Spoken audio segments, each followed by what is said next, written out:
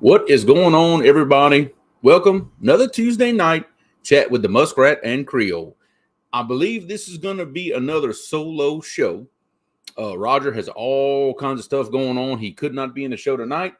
Asked me if I could do a solo. So I said, you know what? Go for it, brother. I got you covered. The main subject that I think we're going to talk about tonight, like the title says, where are they? Where are the fish?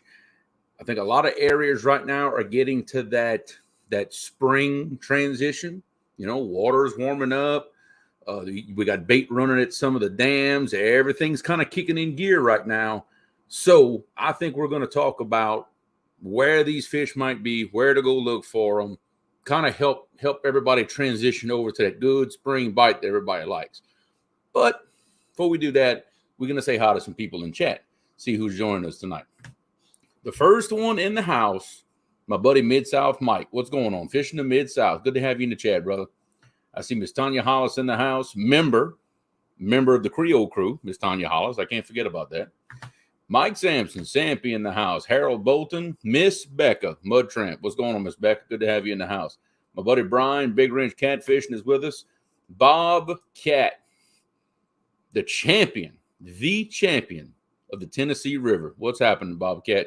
Good to have you in the house, brother. And yes, Bobcat, absolutely. Congrats to Gabe. I am so happy he got that fish. Biggest fish that has hit the deck of my boat since I bought it. 70-pound blue. It was awesome. It blew. Now he's way past me as far as PBs go. He's got me beat. So now I got to do my work to catch him. But that's okay. We're gonna work on that. But yes, absolutely. Congrats to Gabe. Quiet Man Curtis, what is going on? Let's see. Oh, it jumped on me. I hate when chat jumps like that. Greg Burgess, what's going on, brother? Kevin Walters, Carolina Catfish. Now, tonight, we are not broadcasting to Roger's channel. We're just broadcasting on my channel tonight, being as it's just me. So we'll probably have some people move over to this channel a little bit later.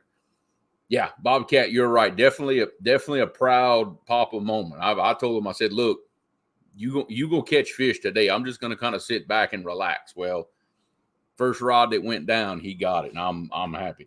Mike G, what's going on, brother? All right, so like we said, springtime, the water's getting warm, or in some areas, the water's not as warm as what maybe some people would think it is. My water temperatures at the spot we were fishing this weekend was still 58 degrees. You know, it's still a little on the cold side because I've got all that cold water coming down the Mississippi River. It's still the weather's warm. The water is not just yet.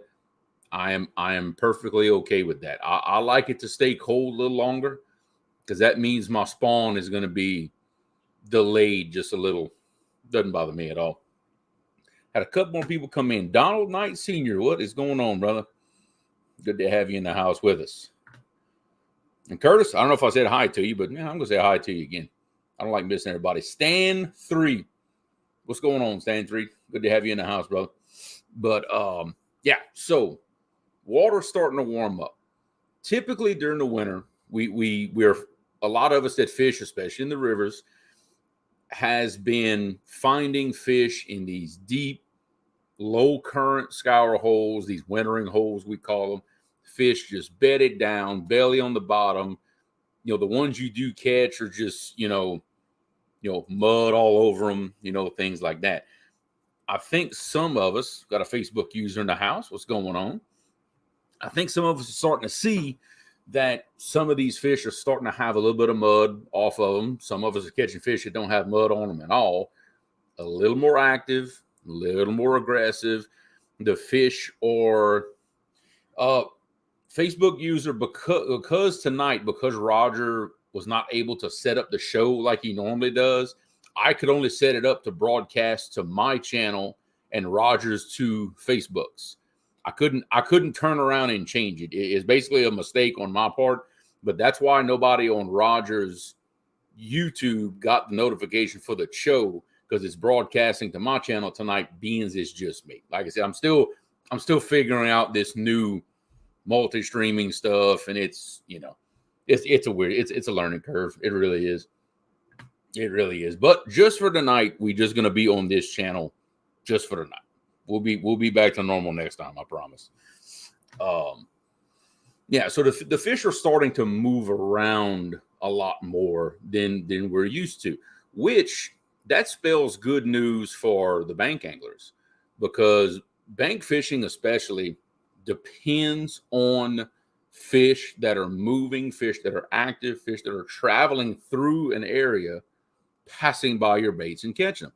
So, of course, now that these fish are up and active a little more, and now this time of year, the water's coming up, it's higher, it's going to push some of these fish towards the banks. So it's going to help the bank. Daryl, that was you on Facebook. I got you. All right, buddy. Awesome. Well, good to have you in the house, Daryl. I know y'all having a show talking about the gathering, talking about the rules and everything else. So awesome. Glad y'all could stop in. Miss Pam, feeling catty. What's going on? Welcome to the show. So, like I said, fish are on the move. This is one of those times of year where it's the bank angler's time to shine. You're setting up on a good spot that fish are moving through on the regular. You spend some time there, they're gonna pass. You got a better chance of catching fish, and plus, it's like I said, it's pushing those fish a little closer to the banks. It gives the bank anglers a shot at catching some really nice fish. El Gato Azul. What is going on, Slime Brother? Good to have you in the house, my man. So beans is just me, and beans, we don't have a huge crowd just yet. So if I mess this all up, not a lot of people are going to see it live. So y'all bear with me for a second, but I'm going to try something that I have not done before on this show. We're going to try. Let me see something. Let me see if I can make something happen. Y'all bear with me just a second. Y'all can see that, right? Okay. What do we got going on here, guys? We're going to have ourselves a whiteboard. Let's call it epic style. I think he would agree. But we're going to have a whiteboard and do some drawing on it right here on the screen. Something new I've always wanted to try. So you know what? We're going to give her a little test drive tonight. Beans are on my channel. I can screw it all up, and Roger won't kill me. He won't kill me or fire me. So, so here goes nothing, like they say. So let's see how this is going to work, guys. We're gonna have some fun with this tonight. I promise. We are gonna have some fun. So let's just say we have a river. Nice, curvy, bendy river. Well, it looks cool, doesn't it? Y'all can see that, right? That's awesome. No, not an artist. Mark, I appreciate it, brother. $10 super chat. That is amazing. Yes, putting Gabe on a PB. Look, and I need to explain something to everybody. I did not teach Gabe any of this, okay? I didn't. When Gabe and I decided that we were going to start trophy catfishing, he and I learned all this together. He has been with me since day one on this catfishing adventure, let's call it. He's been learning with me. So I didn't teach him a thing. He's been learning, and obviously it's been paying off. And speaking of new PBs and kids catching big fish and all this, Action Jackson once again broke a junior angler state record, 80 pounds, 80-pound fish. I don't care where you fish. That is a massive, massive blue. So definitely congrats to Action Jackson. Putting more pigs, kids putting pigs in the boat. That's what it's all about. That is what it's all about right there. Kids. In fact, I'm pretty sure that fish may have been bigger than Action Jackson. It might have been probably pretty close to that, which is awesome. So big congrats to him. That is amazing. Palmetto Cats, what's going on, brother? Yep, love kids. So Here we have our nice windy river. Okay. And look, I'm a river guy, so you know that's what I'm going to go to first. All right. Current is flowing, let's call it this way. Okay. Current's flowing this way. And no, I'm not an artist, so please, nobody laugh at me here. All right. Current's flowing this way. All right. So outweighed Jacks by 30 pounds. See, that's the kind of stuff I'm talking about. Okay, so typically what you're going to see here, I'm going to switch colors just a little. Okay, that'll work. Every body of water that has a channel in it doesn't have to be just a river. Okay, well, take it easy, Mark. I appreciate the super chat, brother, always. Jeff Beal, what's going on, man? Good to have you in the house. Okay, every body of water that has a channel in it, whether it's a river that has current or less like the Tennessee River, for example, that's a lake, well, a series of pools, but still has a river channel in it. It's all going to have one thing in common. You're going to have your, get my mouse back on screen here. You're going to have your bank lines. You're going to have your river channel, your ledge, which we're going to call it in blue right here. And your bank lines are going to be over here. Now, what's going to happen is, okay, on the outside bends, that bank is going to be far away. But when it kicks to the outside, it's going to be actually closer to the bank, just like that. Pretty cool, isn't it? So, Jeff Beal, you didn't miss very much. We're just kind of getting into it now. Okay, so we'll go to a different color here. That way y'all can see. Palmetto with the $5 super chat. I appreciate it, brother. Thank you. I'm test driving, and I'm test driving this on the show. I'm winging it. We're gonna see how it goes. I'm trying to do my best impression of Epic and Chris Souders all at once. So we'll just have to see how that goes. So most of us that fish rivers, we know this stuff, that you, with the current flow, your ledge, which is the line in blue, which the ledge, for anybody who doesn't know, get back right here. The ledge is the point where the bank meets the bottom. It's that corner.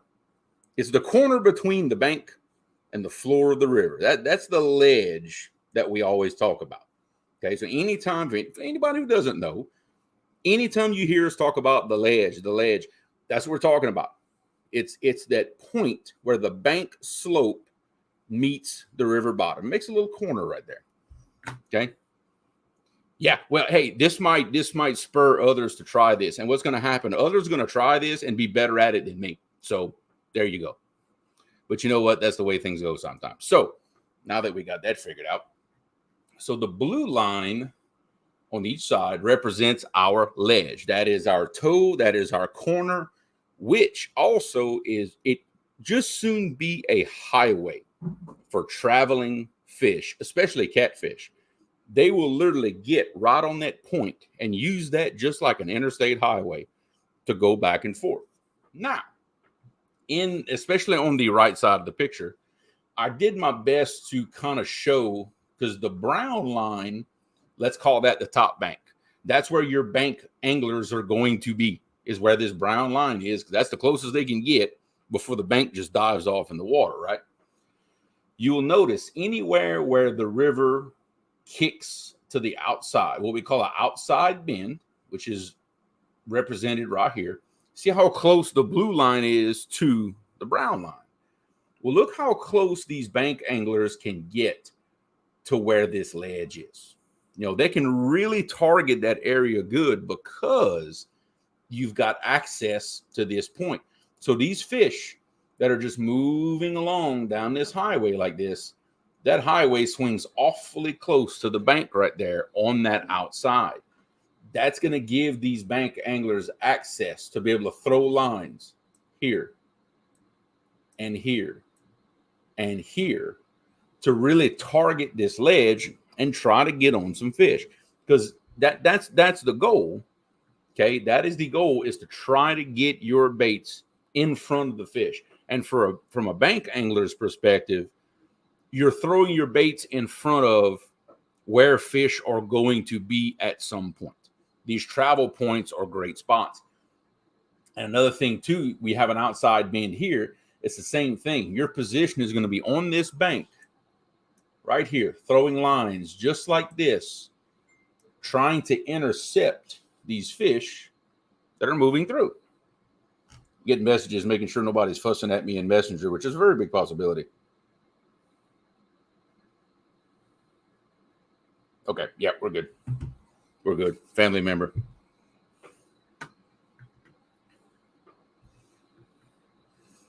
Yeah, exactly. And that's Dave Garcher. What's going on, man? Dale Hayslip, what's going on? Good to have y'all in the chat, man.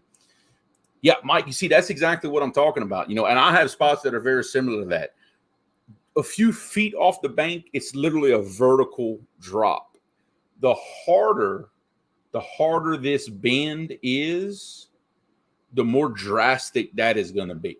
Like right here, what I've kind of done what I call a little bit of some lazy bends, which is going to push that ledge towards the bank, but you're still going to have a little bit of space.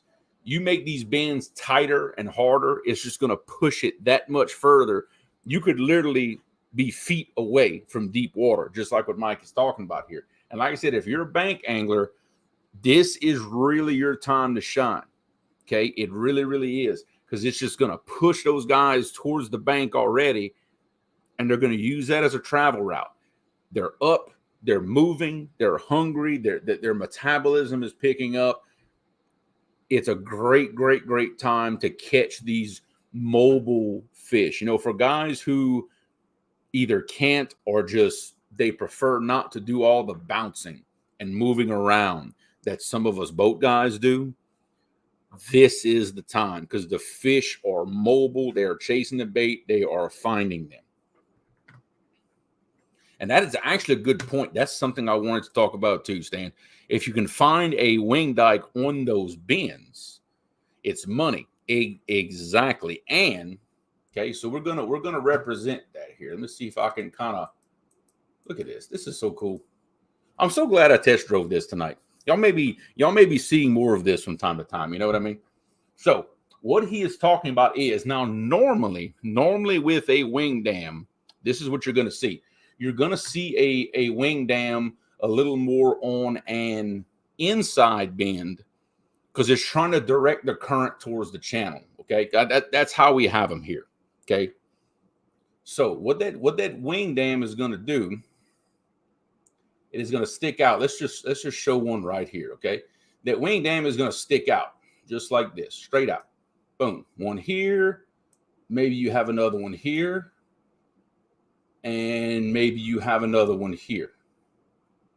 And what's going to happen is, well, we're getting fancy now, guys. Yeah, we are getting fancy. Oh, yeah. Okay, so what you're going to have here is normally the current would be coming this way, right? Coming this way. Got current coming this way.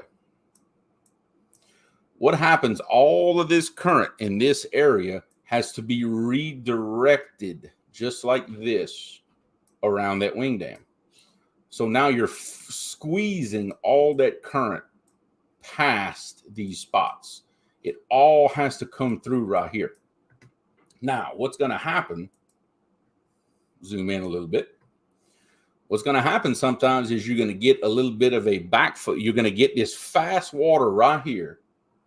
And guess what you're going to get right in this area? You're going to get a hole just like this. You're going to get a hole behind this one. And you're going to get a hole behind this one. Okay? These holes, these scour holes behind the end of these dams are awesome, awesome spots where, especially these big fish will hold up in these spots like this. And all this current is sweeping around this dam. You got fast water here. And you'll even have a little area behind the hole where the current actually kind of wraps around and goes back. That's where you see these big eddies. That's how these big eddies are formed. Is just like this. We can make that a little bit bigger. There we go. You've got these eddies that'll form around, and that's what's digging this hole. So what will happen? You got bait that's coming in through here, some bait will actually fall down in this hole. Thomas, Laughing Cats Fishing. What's going on, brother? Good to have you in the house. Bait will actually fall in this hole here, and you'll also have some that get swept back around, just like this. Especially your yellow cat, your flatheads. They love what we call this reverse current. Reason we call it that? Well, the current's going the opposite direction that the main current in the river is going. It's a little slower. It's a little more gentle. They love areas like this, especially if you add into the fact that you may have a little brush along here. You may have an old log laying down right here. You got a reverse current flowing over some structure. I'm on my channel, Creole Catfishing, on YouTube. We are not broadcasting to Roger's channel tonight. A little bit of a mistake on my part. I can only send to 3 destinations. I sent it to his 2 Facebook pages, not realizing that I couldn't undo that and change it back to go the other way. So that's kind of how I had to do it. And yes, you will get a little scouring as well on that back current going around these logs and stuff. And those little subtle depressions that scouring does, that's where those flatheads love to hang out. It's not as strong. It's more yellow cat territory than it is. The blues, you'll find them out here on this wing dam here, okay? Flatheads will be not far away, right here in this slower current where they're straight. If you can find an area like this, maybe you got some old blowdowns coming off this bank, laying in that slack water, the slower water. Awesome spots. And bobcat, me too. A lot of my fish get caught in scour holes. They really do. A scour hole or a steep ledge of some kind. A lot of my fish get caught that way. Everybody kind of knows I'm a deep water guy. I love fishing deep water, but it's not just deep water. Okay, it's much more than that. So, kind of erase this. I feel like I'm back in like middle school when the teacher's like writing stuff on the board and you have to copy and make notes. I don't know if they still do that anymore. I've been out of school for longer than I care to remember. Let's just call it that. Okay, so we're gonna draw a second little scenario for springtime situations. That's what we're going to talk about. And if anybody's got any questions or suggestions or something you want me to draw, hey, go for it. We'll what happened? Guerrero, what's going on, brother? Hey, this is recorded, so you can always watch this back. 922, what's going on, man? Hopefully I didn't miss anybody. I'm kind of going off in the weeds here talking about all this stuff.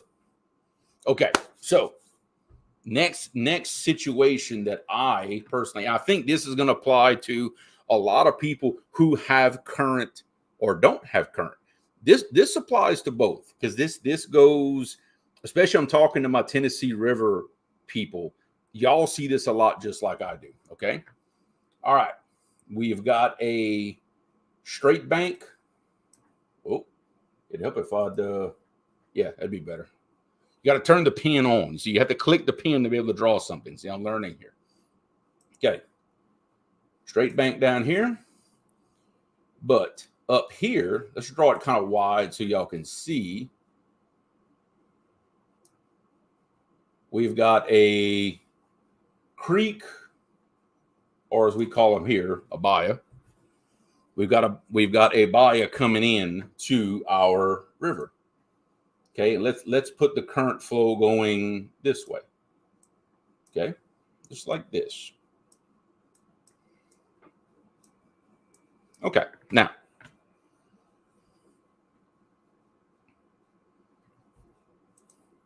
I'm going to highlight that because I did not know they belonged to him. I thought they were for everybody. The store has more, no problem. But zebra, hey, Jody, somebody help me out here. Zebra cakes. I mean, come on now, you know. I mean, come on. No happy trees yet. That's for a more advanced lesson. Well, I did not know that, honey. Thank you. I did not know that. All right. So, and you got also some current coming in here, right? So, underwater catfishing with Slim. Well, good to have you in the house, brother. I appreciate you stopping in. Bugman, what's going on?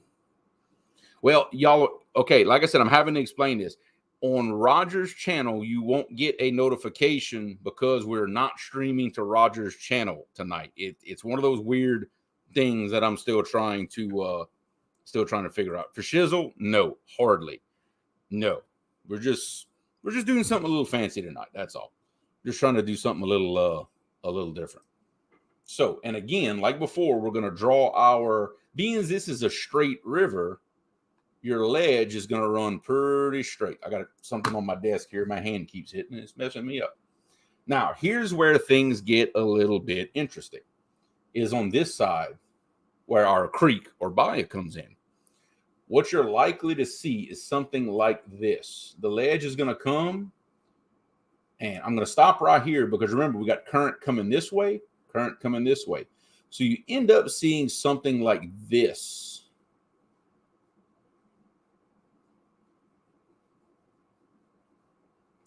I could draw that all the way up. My hand's running out of room. And then you're going to have your ledge here.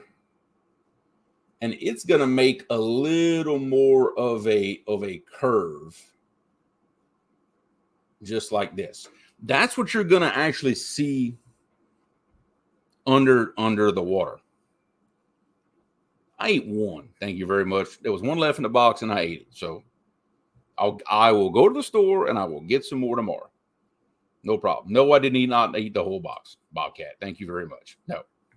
No, I did not.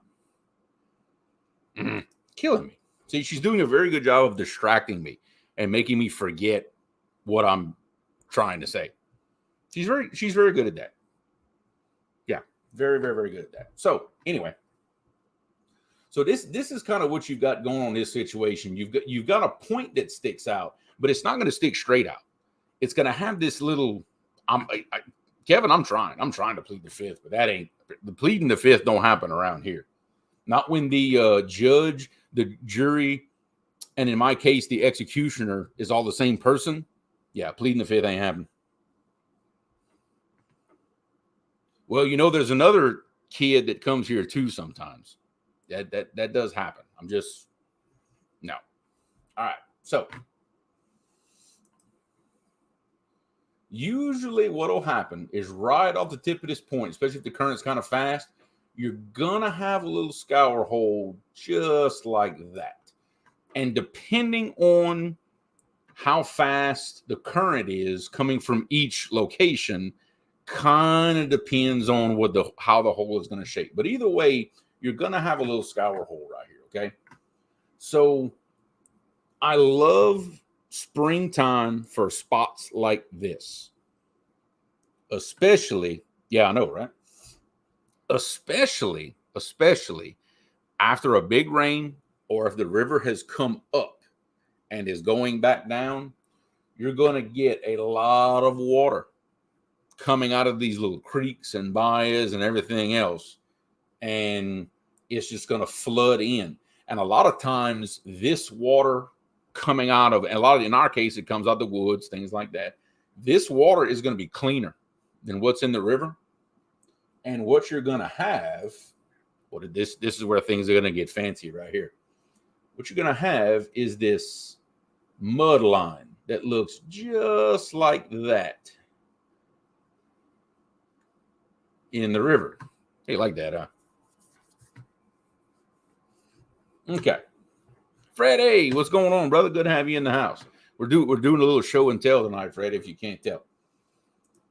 And that's what's going to happen with this muddier water coming down the river, and you got a clean water here. Or sometimes the situation is reversed. But either way, you're going to have one dirty and one clean, most likely. You're going to have this mud line. That's depending on how fast your currents are, depends on the shape. But the mud line is also the current seam. Okay.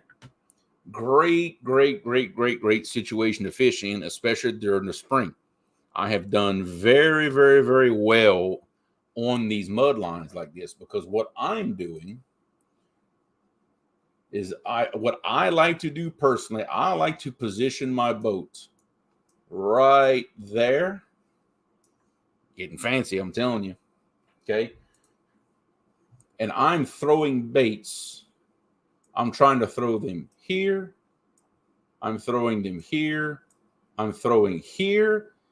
And I'm throwing a swing rod here. I'm trying to cover this mud line. Okay. And notice I'm covering this point. I'm covering the edges of this hole, and I'm trying to cover a little bit in that mud line. Anything, any fish that's traveling anywhere down this ledge, up this one, even some that are coming here this way, my baits are all in that path for fish that are going to just move in and out, in and out, in and out, in and out. Bobcat, no, we do not have squid in the Mississippi. I can already see where this show is. I'm trying to be serious about this, but yo, nah, we can't have a serious show, can we? I know it looks like a squid. I know. Like I said, I am not claiming to be a professional. I'm not claiming to be a professional at all. And here come the trolls, like my dad. Hey, whose boat were we in? That's all I'm going to say. All them times that you took him fishing, y'all never caught nothing like that. So there you go. I'm just going to leave that one there. Let that one sail on out. But it's springtime situations like this. Like I said, on a river, you're watching for a rise and then a fall. When that fall comes and it's pulling that water out of those creeks and out of those little bayous, it is a great spot, because you've got this current coming out of here, and it is an amazing place to fish, especially in the spring. I find there's something about the spring that really brings this stuff out.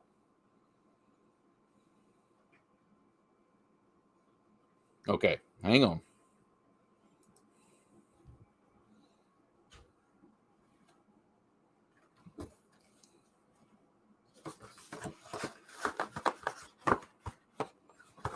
Yeah, well, I'm trying. I really am. I'm trying to have a serious educational show. And yeah, this is where we are.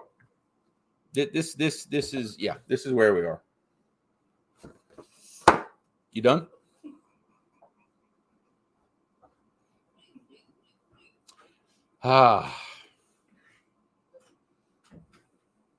What do you, I don't know. I mean, what do you even say, right? No, Bobcat. I did not eat the whole box. I ate like 2. No. Kelly, I asked myself that you know what? I'm going to go ahead and blame this on Jody. Since she is not here in chat to defend herself, I'm going to say that Jody drove all the way 800 miles down to my house, ate the zebra cakes, and left, and just blamed it on me. So that's what I'm going to go with. We're just going to, yeah, we're just going to go with that. Let's see. I know somebody sent me something. Oh yeah. Oh, actually, I've got a bunch of them on Google Earth. Let me tell you. You look up my area on Google Earth, they all have mud lines. Like every one of them. Every one of them's got mud lines, and you can see them. All right, you're taking the fall, Miss Tanya. Okay, all right, got you. All right, we're good.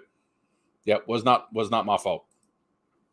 But like I said, springtime stuff, it is great. Now, we can erase some of this. Let's say we have no current. Okay, no current. This is a lake, or in certain times of the year, the Tennessee River, really doesn't have any current in it. Okay, it complete my little point right there. Okay, no current at all. Lee Evans, what's going on, brother? It might be, Lee. This could be the map to the hundo. It may happen. I'm trying to focus. I know I'm trying. It's very hard. When I've got trolls in the next room and trolls in chat and probably trolls on my Facebook Messenger any minute now, it's a tough job. But you know what? Somebody's got to do it. Somebody has got to do it. Okay. Same look, different situation. No current. No current at all. A lot of you people that fish in the Tennessee River, we have this situation in the oxbows, things like that. What will literally happen is, as water comes up, the fish tend to do this. And they will come all up in here, and because that's what the bait is doing. Keep in mind, this is what the bait is doing. You and Gabe against you and Pop in a tournament. I would hate to put you on the losing team, Sean. I'd hate to do that to you and put you on the losing team, but I can tell you exactly how that would go. I think you know it too, because Pop needs all the help he can get. Now, if he'd be my dad and like his best friend Clint with him, okay, that'd be a little bit more of a challenge, because Clint is the old river guy who taught us some of these spots and everything else and been doing it all his life. That maybe with Clint in the boat with y'all, then maybe. But I can't get Clint to come fishing. I can't do it. I cannot get him to come fishing with us. I've been trying, though. I've definitely been trying. But that's what the fish do, because that's what the bait is doing. Okay. They're gonna pile up in here because the bait is gonna just scatter out and go. Like I say, when water comes up, fish venture out. So here they are. They're going to come out of the main channel and push up in the back of here. And, of course, the fish are going to follow them. But, again, fishing this area here, fishing that mouth, is still a great spot to intercept these fish that are constantly moving in and out. Okay, so no matter if the water's rising or falling, you're still got fish moving right here around this mouth. They're still going to be traveling in and out. I've still got people texting me and messaging me. Yeah, well, yep, Thomas, you're right. Yeah, that's with a bridge in the picture. That's exactly what you're talking about. This is an excuse for me to test drive the whiteboard thing. I can go on Google Earth and find 1,000 pictures of it, but being able to like actually draw it right here, it's pretty cool. It ain't me. Gabe pulled in the fish. I mean, but hey, it's my boat, so I take a little credit for all the fish because it's my boat. Because I can do that. That's the rules. That's the rules. If it's your boat, you get at least 7% of the credit for whatever fish is caught. At least 7, maybe 8. Just kind of depends. But other than that, yeah, all Gabe. No fear right there.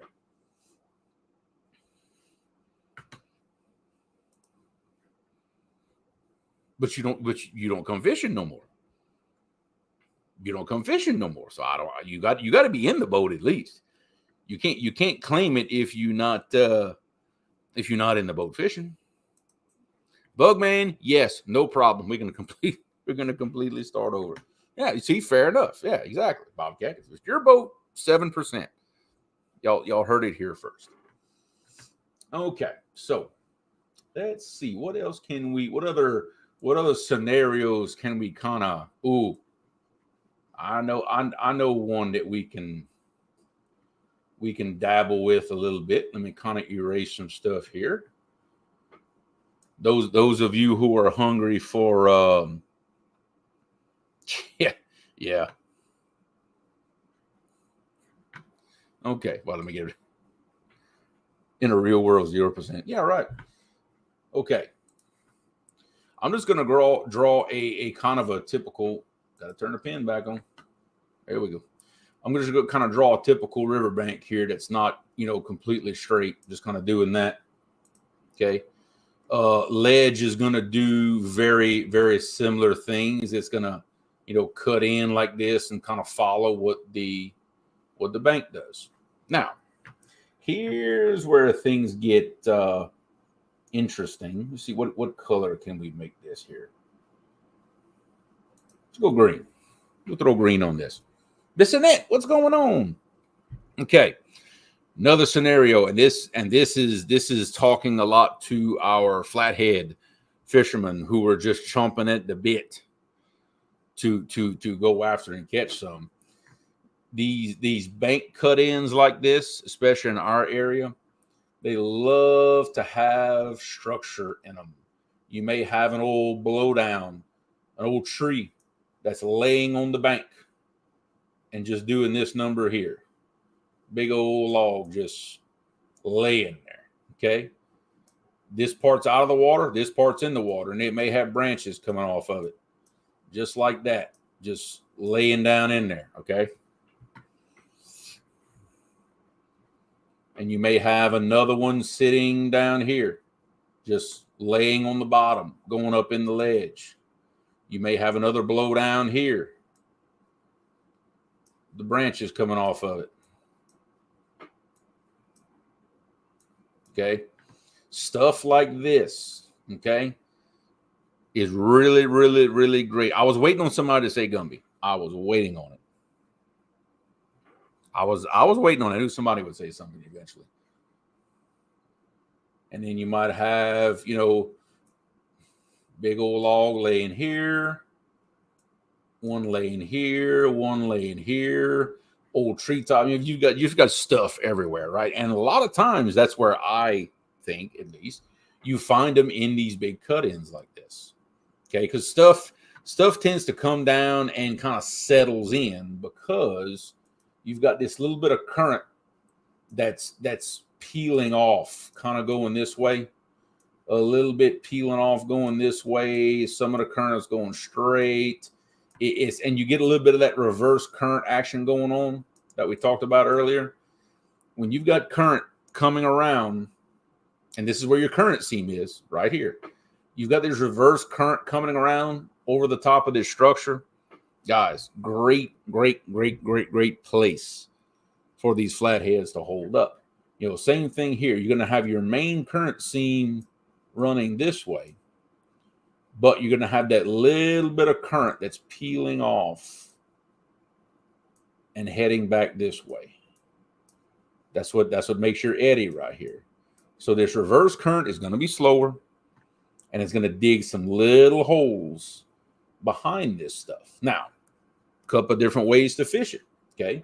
You can do the typical, what everybody would do, is try to position your boat here in the current seam and try to throw lines at it like this. Okay, you can try to do it that way. Or sometimes what I do, I like to position my boats. I'll sometimes put my boat right here. I'll put my boat here in the reverse current. Actually anchor it backwards. My anchor is, out here. Position my boat, and I'm throwing at it this way, just like this. Okay, and what that allows me to do is position the boat in the slower current, and I'm also bringing scent into the structure the same direction the fish is expecting it. I know Dad's messing with me. No, I cannot. Yeah, because I have to talk with my hands. I can't talk with my hands and draw at the same time. That ain't happening. I have to take breaks. Lots of trolls in chat tonight. It'll be all right. That's what I get for doing a show, by myself. The next show, when Roger's here, I'm gonna let him have at it. I'm just gonna let him. Yeah, I know what it looks like. I didn't think about that till after. It'll be okay. So we'll undo some of that. But like I said, typical springtime stuff. Where are these fish are going to be? It's all about movement. It's all about travel. These fish are on the move. Okay. we had, the situation we were fishing this weekend. Okay. I'll kind of draw that out so y'all can see what, why I was sitting in that spot other than, hey, I marked fish, but why did I look for fish right there? Right. There has to be a reason. So I'm going to draw, got to turn my pen on again.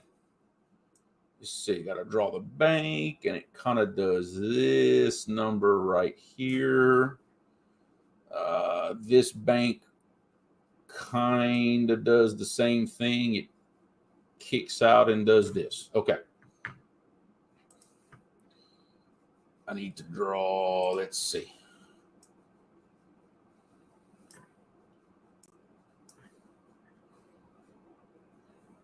You got to give me a second. I'm drawing here. Yep, Jody, I sure did. Yep, I did, Jody. Being you weren't here to defend yourself, I blamed you for driving all the way down to my house, eating all the zebra cakes that were in the cabinet, and then going back home. Because she's trying to say I ate all of them, and that, nope. Nope. I didn't eat all of them. I ate a couple. It wasn't all me. Okay, so ledge comes out. Same thing. The ledge kind of kicks out and does the same thing the bank does. Okay, just like what you're seeing here. And now this big old red thing that I drew here, it's a hydroelectric plant. Okay, I've got current blowing out of this thing. Okay, really fast current. Okay, probably it was blowing probably at 3.5, 4 miles an hour the day we were fishing. And this current is just coming out of here, just like this, really fast. But what happens, there's two things that happen, okay? This area here is 45 feet of water on average. But starting here, right at this line, okay, things change.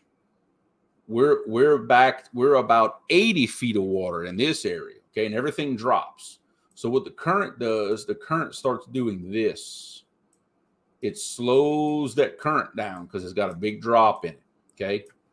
And I most of the time have a big current seams that are coming off these points, coming just like this.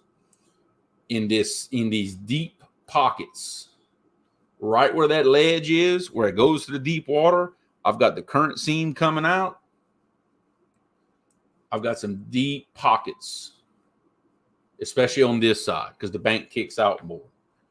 Right here, in that deeper water, I've even got a little bit of a reverse current kind of doing this, because that water is slowing down all of a sudden.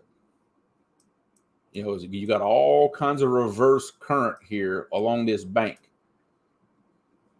That is why I was in that spot Saturday, because of all this that's going on. I've got this deeper hole that's got a little deeper water in it. And plus, it transitions here. I've got rock on the bank all right here, but it transitions to a sandy bank right at that same line. That's why that deep ledge is there, because the rock and revetment stops at that line, and the water has dug all this out much deeper. Okay, much deeper. But that is where we spent the entire TikTok show and YouTube show Saturday, is basically spot locked at different spots in this hole. Okay, my boat is sitting right here in this seam. And I had rods thrown here, here, here, and here, just like that, covering this area. Any fish that was working back and forth on this, I had them covered. Marty Bardo, what's going on? The North Mississippi Catfish Club is watching. Well, welcome. Y'all are not that far from me. Y'all really not. Y'all might be 150 miles upriver from me, something like that. Yes, yes, Mike, I was on TikTok. You better believe it was on TikTok. You know what? I had fun. It was a very good live on TikTok. But that's the kind of situation that I was in Saturday, and that's why I chose that spot. It's simply because, well, one, that spot is good to us, but that's why. There's actually a deep hole that really runs the entire length of this, just like this. There's a hole that runs all the way across this thing. And a lot of our bumping fish that we catch, that's where we catch them, is at the top of this hole and even down in the deeper water, depending on exactly what kind of mood the fish are in. You know, if they're more active, they'll be up here at the top part of the ledge, really active. If they're a little less active, they're not wanting to chase baits, I'll find them laying down at the bottom a little bit more.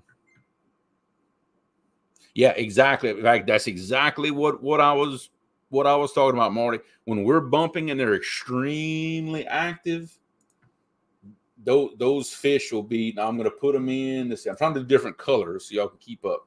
Fish will be in green, but those fish will be right here.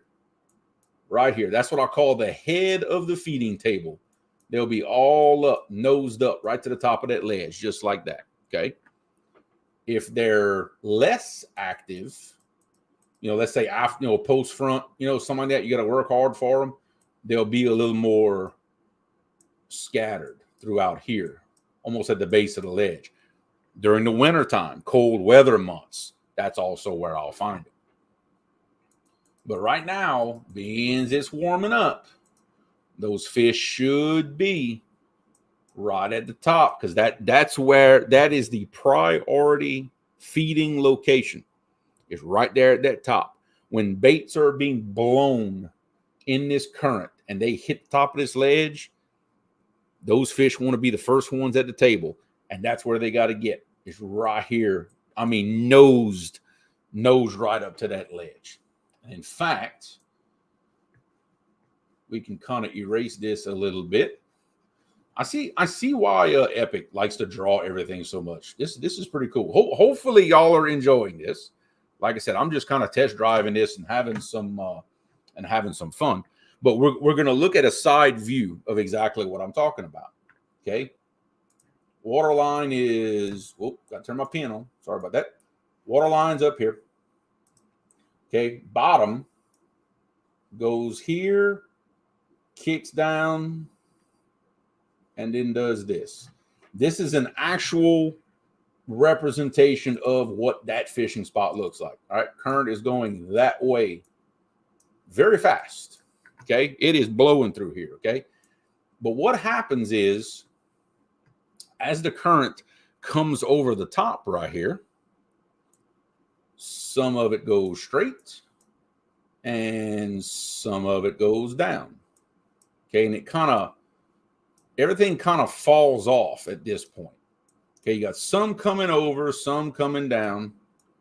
You actually have a little spot here of just kind of dead water that really doesn't have any current in it. If anything, you might have just a little bit of a reverse flow like this, depending on how steep this is, how tall it is, how fast the water is. Could be a couple of different situations, but you can have a little bit of a reversal going on just like that. Could happen. In my situation, if it's there, it's not very much, because you would feel it whenever you were bumping. Now, we're going to put the fish in red this time. So what those fish will do, if they're extremely active, those fish are going to be right here. I mean, literally nosed right up, right here. They're going to be nosed right against that ledge. Usually your bigger fish, they're going to be right here, right at the head of the table. They're the big ones. They want the best spot to eat, and they're going to get it. Okay, and that's exactly where they're going to be. But also don't count out these fish that may be hanging around down here. A little bit low. Now, these are less active fish, but you'll also see some hang around down at this bottom, because they don't have to work very hard to stay here. No BS catfishing. I like that name. I really do. What's going on? And member to the channel, Brian B. Catfishing. What's going on, Brian B? Good to have you in the house, old friend. Let's see. Well, yep. Well, I'm trying to hide. It's lagging on me today. Okay. But basically, Avid, what's going on, brother? Even these fish at the top up here, they don't have to work very hard to stay right there because the current is going over the top of their heads, just like this. That's why the bumping technique for this situation is just deadly, because you're presenting this bait to this fish exactly the way it expects to see it, just the way it expects to see it. Let's see, when there's a back current coming back upstream and they aren't real active, I'll throw a bait in the seam without any weight. Let it drift with the current. It'll circle with the backflow. Yes, I know exactly what you're talking about. We have done that as well with very light lead weights, light enough that it can be dragged around. But you've got a very good point.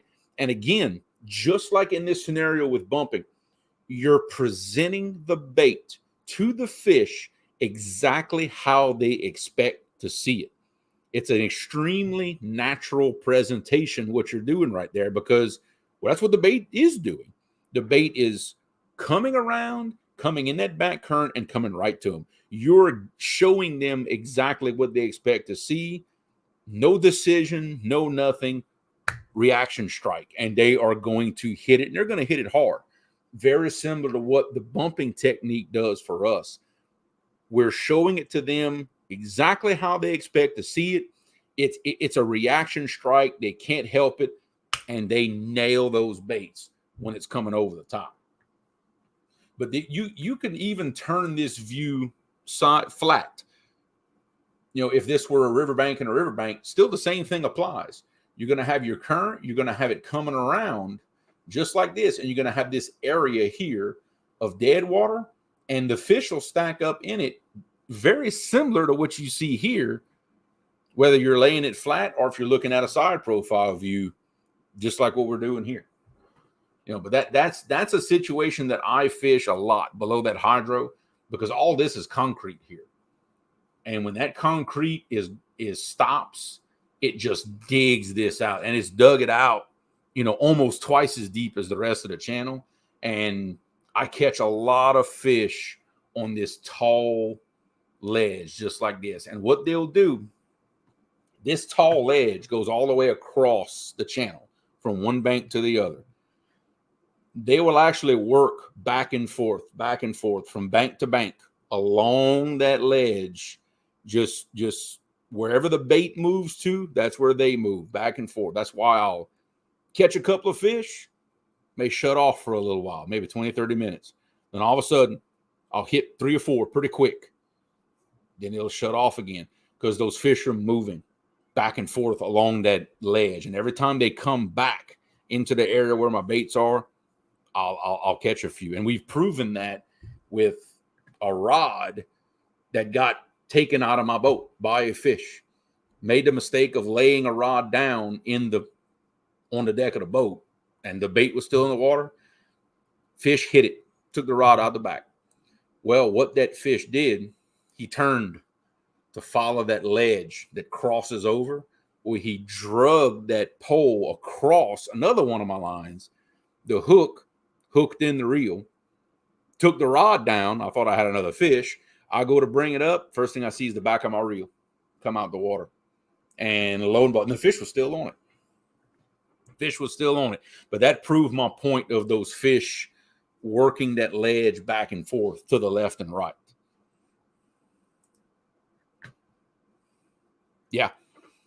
Yeah, exactly. And that's what you want to try to do. There's a couple of techniques to that. Normally I'm sitting, and this also depends on current speed and water depth, okay? But my boat is sitting right here, okay? I'm going to get fancy here. I'm going to draw me a little rod sticking out the back of my boat. How you like that, huh? Y'all didn't know I was a professional artist, huh? Y'all had no idea. So we're set up. We're looking at it. So what I'm going to do here let's see, pretty green color. I like to put one line down, almost straight down below the boat like this, because I want to try to hit this top right there. I want to put one bait there. Then the next one, I might cast it just a little bit further, and I want to try to put it here, down that ledge just a little. Then I want to take another one a little bit longer, and I want to try to put it down here. Okay, I want to cover this ledge as best I can. I'm not even scared to put one vertical here and suspend it just a little off the bottom, just like that, and even put one here. Now, from left to right, 1, 2, 3, and 4. Which line do y'all think caught the 70 Saturday? In fact, really both big fish. We caught two big fish, a 70 and a 40. The same position caught both fish. So from left to right, 1, 2, 3, or 4, y'all tell me which line y'all think caught those two big fish. Justin, what's going on, brother? Good to have you in chat. Jerry probably knows the answer to that question. He probably knows already.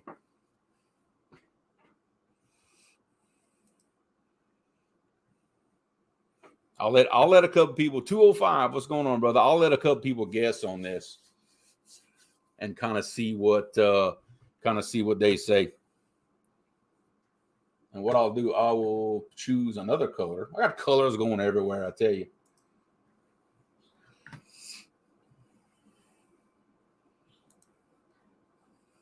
Yes, 100%. It works in lakes when dragging to locate the depth. Yep, you ride that ledge and you've got baits one side of the other at all different depths, and you'll determine really quick where they are because you'll get the hit on the same. This out rod 6. Really, I didn't even have 6 rods out. But looks like most people in chat got it correct. It was this one right here. Number 3. That's the one that caught both big fish. Is that one right there? It was right. That bait was right at the top of where that water really started diving down. Because that was actually the closest rod to the boat. I didn't have this one straight vertical. For a little while I did, but the current was so strong I had a hard time holding it vertical. Yeah, I know, right? I feel the same way, Danny. If I'd have been using that, it'd have been ugly. But yes, it was number 3 that caught that fish. That bait was, as best I could get it, that bait was right at that top location right there. That's what caught the 40 and the 70. Right. And like I said, it's a priority feeding location. The dominant fish is going to take that spot. Just like growing up, Dad sat at the head of the kitchen table. Well, guess what? That spot right there, that is the head of the table. That's where that big boy is going to be. Okay. So if you're marking, and I was marking a mass of fish. I was marking multiple fish. I didn't mark a 70-pounder. Tell you right now, I did not. I just saw a bunch of fish stacked. Okay. And real quick, before we kind of shut it down, I'm just going to kind of try and draw like what I saw on my sonar as far as the fish goes. Shouldn't take me but a minute. We're just going to kind of redo this again. Oh, yep, if I'd turn my pen back on. Yeah, like this, ledge went down. Okay, just like that. It was a little steeper than that, but, you know, for purposes, that'll do, okay?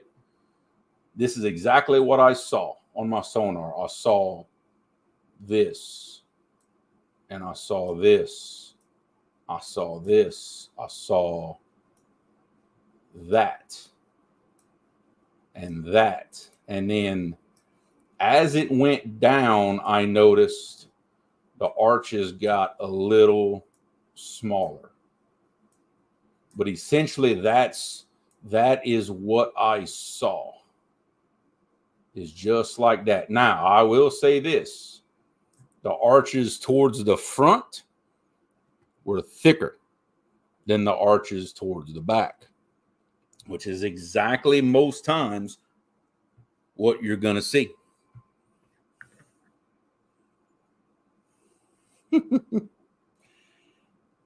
Those thicker arches at the front, that's the priority spot. That's where they want to be. And like I said, the two lines that were right here, right in that sweet spot, you're putting that right in the face of whatever the bigger fish are in that area. That is my experience. Okay, that's what's happening. Okay, Mike, agree or disagree? The bigger fish in the area are gonna bite first. Most of the time, I'm going to say yes. I agree with that. Bumping, that happens to us just about every time. It seems like anytime if we catch a really big fish bumping, it's always the first one. You know, when we pass through a spot. I'll add to this, and like I said, this is through my experience. Okay, I'm not an expert. I'm just saying of the 4 years of doing this, observations that I've made. If the big fish are already there in the area and you're setting up on them, then I 100% agree. I think the big ones are going to bite first if you've got your baits in the right spot. What I've had happen to us many, many times is catching smaller fish. Okay. Then all of a sudden the bite just it's gone. Like you turn the switch, gone. 10 minutes later, a rod gets railed. I mean, gets railed. And it's a big one. That big one has now come in and I don't think he's running off the little ones. I think the little ones just know to get out of there because look, catfish don't think. They don't. They just react.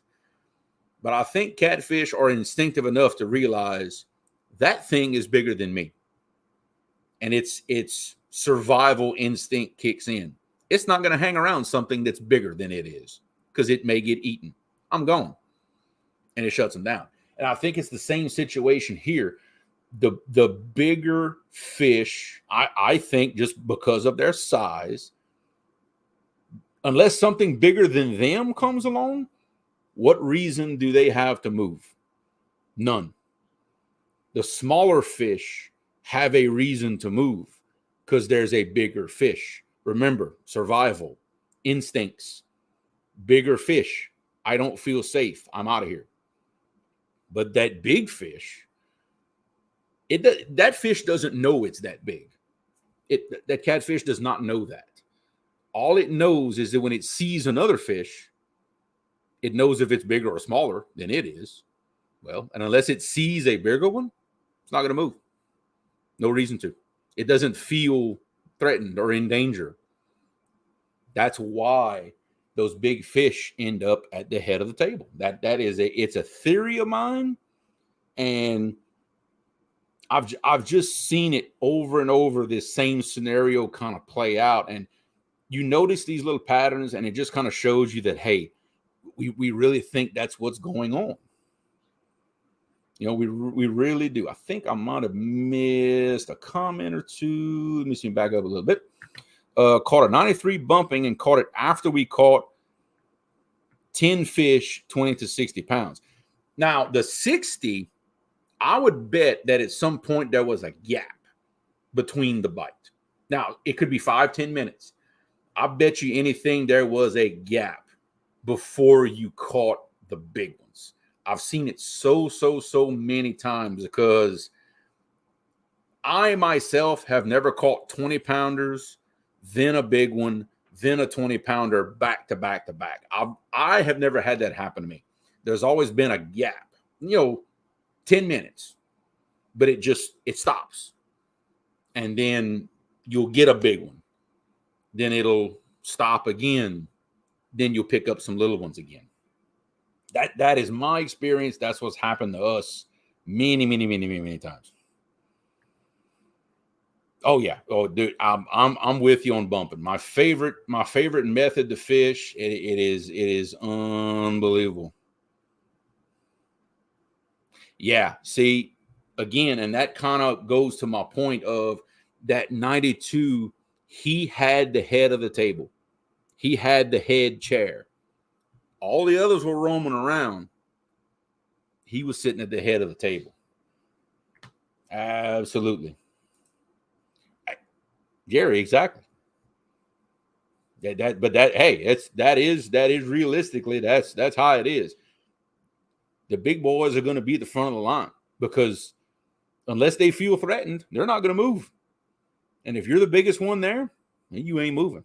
Everybody else is moving. You're not. Well, guys, it is already past 8 o'clock my time, 9 o'clock for a lot of y'all. We've already been in the show an hour and 10 minutes. I had a lot of fun with this, playing with the new, it's on this side of me, playing with the new toy here. And this is a program on my computer. I'm just sharing the screen. It's not it's nothing fancy, but it's just a way of showing y'all different things. Kind of putting a visual,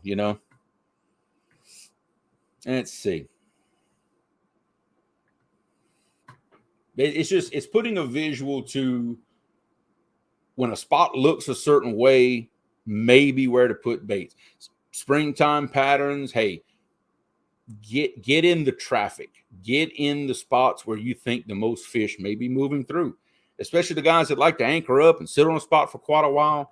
This is a lot of good stuff to think about because you're going to intercept a lot of fish that are going to move through an area like that. I love it. Okay. All right. Awesome. So, yeah, me again. I should have warned y'all.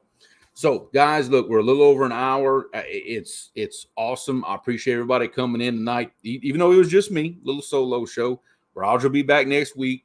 Don't worry. We'll decide what we're going to talk about. But thank y'all so much. Y'all support this show so much. Y'all show up every week. Listen to all this information that we try to put out. We just want to help people catch fish. Just want to help people catch fish. Catfish Cameron. Hey, getting gear ready. That's what I'm talking about. And thank you. I will tell Gabe he greatly appreciates all the support that everybody has given him for the big fish, and even the whole time he's been with me. Nothing but support. I love it. Do you ever move or lock up bumping? I don't quite understand what you mean by move or lock up. Because when I'm bumping, my boat's always moving. Not yet. I haven't found a situation where I have bumped from a stationary boat. My boat is always drifting back, and I'm bumping the rig in front of me as I'm going back. The boat's moving with me. So if that's the question, then yeah, I am always moving backwards. I've never done it from an anchored boat. If I can keep my boat stationary, I'm actually going to throw out anchoring rods. And that's just the way I fish. I can't tell you a real good reason for that, but if I can anchor safely and hold my boat, I'm going to throw multiple rods, different distances to cover that area instead of just taking one rod and walking it back. But when I want to cover water, long stretches, I'm going to just move the boat with me. I'm going to let the boat go backwards. I'm going to bump behind. Hopefully it's a couple of us bumping. We've bumped 2 and 3 out of my boat before and let the boat. I prefer bumping in a moving boat. That's me. I haven't done it from a stationary boat. Maybe it'll come a time where that's a good choice, but so far moving boat is the way for me. Yeah, I have seen some guys do it from a stationary boat. That's not me. I back my boat up, make my run, pull back up, hit it again, pull back up, hit it again, and I'm moving over left or right every time I go back. I've hardly ever run over the exact same line time after time unless I'm catching fish every pass. A lot of times I am moving over side to side every time I make a run because I want to cover the whole channel that way. All right, guys. Again, I appreciate it. Thank y'all for tolerating me tonight, kind of playing around with all this stuff. Next week, guys, Tuesday night, same time, same channel. I'll see y'all there. Bom peixe, everybody.